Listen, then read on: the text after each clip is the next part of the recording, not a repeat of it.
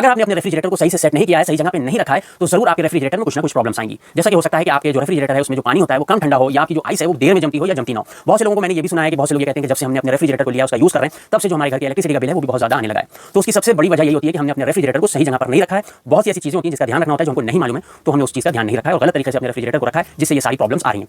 ध्यान किस बात का रखना है आपको, आप जहां पर रेफ्रिजरेटर रख रहे हैं, बहुत से लोगों को आपने देखा होगा कि वो अपने रेफ्रिजरेटर को ऐसी जगह पर रखते हैं जहां पर बहुत ज्यादा कंजेस्टेड एरिया होता है। मींस उसी जगह पर कुछ और भी रखा है, फॉर एग्जांपल कोई रैक रखी है और या कोई ऐसी चीज रखी है या वहां पे वेंटिलेशन नहीं है, जिसकी वजह से हमारा जो रेफ्रिजरेटर है, जो उसका सिस्टम है वो सही से काम नहीं कर रहा है। उसकी वजह क्या है कि जो हमारा रेफ्रिजरेटर है वो जो हीट दे रहा है उसी हीट को वापस खींच रहा है, वो फ्रेश एयर उसको वहां से नहीं मिल पा रही है, जिसकी वजह से पानी कम ठंडा होने की, आइस न जमने की या बार-बार कट ऑफ होने की प्रॉब्लम्स आ रही हैं। तो इस बात का जरूर ध्यान रखिए, जहां पर आप अपने रेफ्रिजरेटर को रख रहे हैं वो थोड़ा खुला एरिया होना चाहिए, वेंटिलेशन होना चाहिए, उसको फ्रेश एयर जरूर मिलना चाहिए। पहली चीज तो ये हो गई। दूसरी बात मैंने देखा है कि बहुत से लोग अपने रेफ्रिजरेटर को एकदम दीवार से चिपका के रख देते हैं। बहुत सी जगह मैंने इस चीज को देखा है। तो आपको जरूर ध्यान रखना है कि जो आप अपने रेफ्रिजरेटर को जहां पर भी रख रहे हैं उससे और जो वॉल है उसका कम से कम इतनी दूरी होना चाहिए कि 6 इंच का जरूर फर्क होना चाहिए। 6 इंच तक दूरी पे अगर आप अपने रेफ्रिजरेटर को रखेंगे तो प्रॉब्लम नहीं आएगी फ्रेंड्स।